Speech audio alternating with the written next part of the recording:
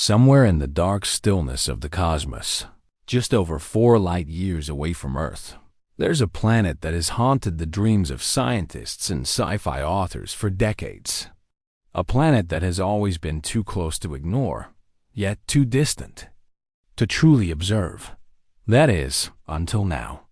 The James Webb Space Telescope, humanity's most powerful window into the universe, has just delivered its most jaw-dropping image yet. And this time, it's not a galaxy or a dying star. It's a world. A world that looks eerily familiar, yet hides mysteries that have left scientists shocked, puzzled, and quite frankly, scared. What Webb saw when it turned its golden mirrors toward Proxima b was not just clarity. It was a revelation that shattered expectations and raised terrifying possibilities. This isn't just another exoplanet. This might be the first real glimpse of another Earth, or perhaps something far stranger.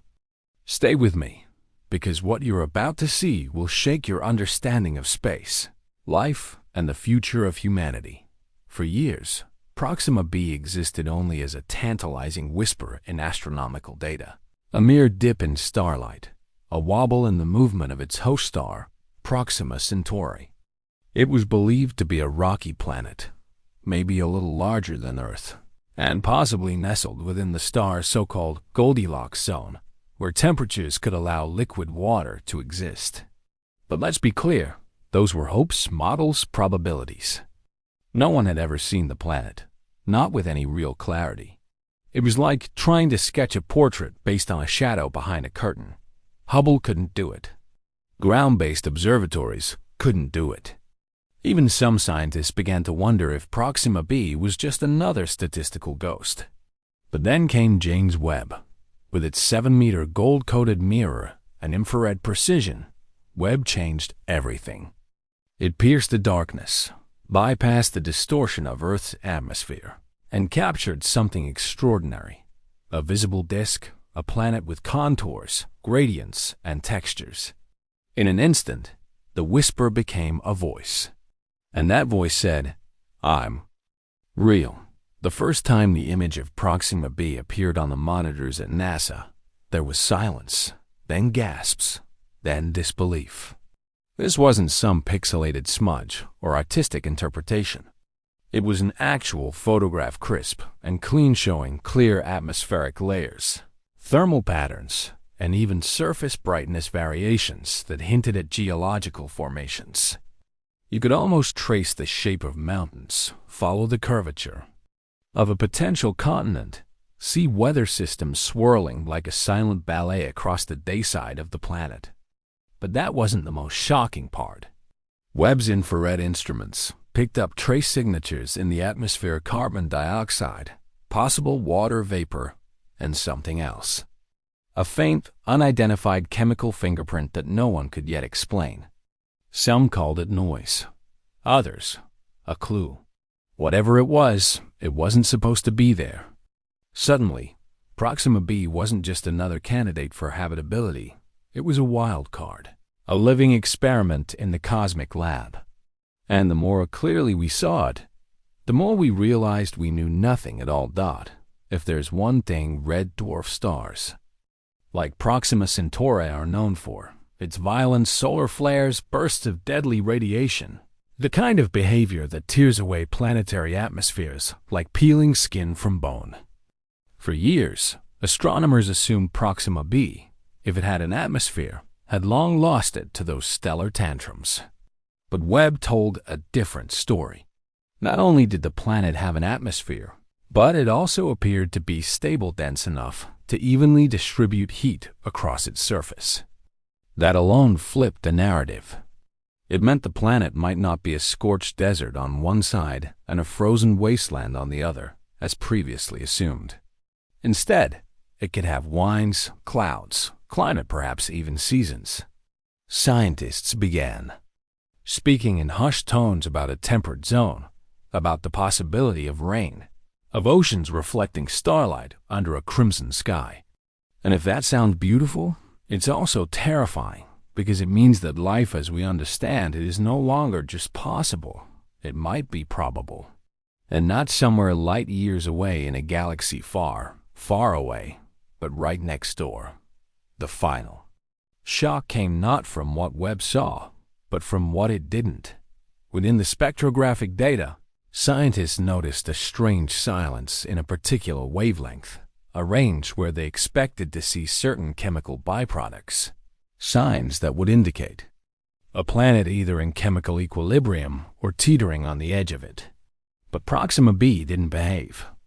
It showed gaps, echoes, as if something was interfering, masking, or altering the expected patterns. Some researchers speculated about magnetic shielding. Others floated the idea of unusual cloud compositions.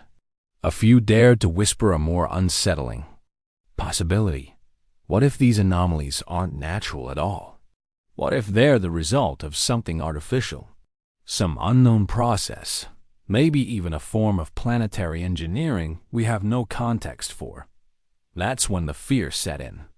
Because while most anomalies in space are errors, glitches, or exotic natural events, sometimes they're not. Sometimes they're signals or shadows of something that doesn't want to be seen. As scientists continued dissecting the Webb data, they stumbled upon something so peculiar it nearly halted the analysis entirely. A faint but persistent glow, emanating from Proxima b's night side.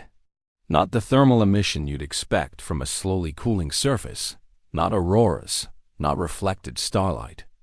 This glow was structured, patterned, and pulsed at intervals that defied natural atmospheric dynamics. It appeared in precisely timed fluctuations mathematically consistent, yet untraceable to any known source. At first, many assumed it to be an instrumental artifact, a glitch in Webb's sensor array. But independent confirmation from multiple observation passes proved it was real. Theories started flying. Bioluminescence from microbial organisms, subsurface geothermal activity, electromagnetic anomalies, but none of those quite fit the profile. It was as if the planet was signaling. Whether it was a natural process or something more deliberate, no one could agree. But one thing was clear. Proxima b wasn't just reflecting its star's light. It had a light of its own. And that broke every rule in the book. When astronomers applied enhanced contrast mapping to the atmospheric layers, looking for cyclonic patterns in storm systems, they found something far more unnerving. In the equatorial region of Proxima b, a large circular storm system had been observed rotating steadily over multiple days. That in itself wasn't unusual. What was unusual was the fact that this storm's eye, the calm center, remained perfectly still relative to the planet's position in orbit. No drift, no chaos, just a fixed, unwavering gaze. When mapped and overlaid onto the planet's magnetic model, the eye appeared to coincide with a region of weak electromagnetic turbulence, almost like a hole in the magnetosphere. This odd synchronicity sparked wild theories. Could this be an anchor point, an atmospheric stabilizer? Or was it something stationary beneath the storm, something maintaining it? The more they stared at that eye, the more it began to feel less like a storm and more like a veil, a shroud. And no one knew what was underneath. In one of the most surreal moments of the entire Webb investigation, researchers comparing the data sets to Earth's geological and atmospheric signatures made a staggering discovery. Proxima b's readings on surface reflectivity, atmospheric pressure, and certain trace elements were startlingly close to Earth's own profile around 2.8 billion years ago. The match wasn't exact, of course, but it was close enough to raise serious eyebrows. We're talking about a time in Earth's history known as the Archean Eon, when microbial life was first taking hold, and oxygen was still a stranger to the atmosphere. That eerie resemblance has led some to speculate, is Proxima b a mirror of Earth's past, or is it on a parallel track? Could life be evolving there in the same sequence, governed by the same chemistry, guided by the same physics? Or, if one dares to wonder, was it seeded, Are we looking at a natural progression or the result of cosmic intervention? The resemblance was uncanny, and the implications earth-shattering. Perhaps the most chilling discovery came when researchers noticed something wasn't there. During an expected planetary transit, when Proxima b was supposed to pass in front of its host star, Webb recorded the event with perfect timing, but something was off. The drop in light was too shallow, too brief, almost as if the planet itself had become partially transparent. The working theory was that atmospheric distortion caused by flaring activity could be masking the true transit depth, but subsequent observations ruled that out. What Webb had recorded was a planet that for a brief moment seemed to lose part of its optical signature. In layman's terms, it didn't cast the right shadow. This opened the floodgates to speculation. Was this an effect of quantum lensing? An artificial cloaking phenomenon? Or was Proxima b exhibiting a property of matter we've never seen before? Whatever the cause, the result was disturbing.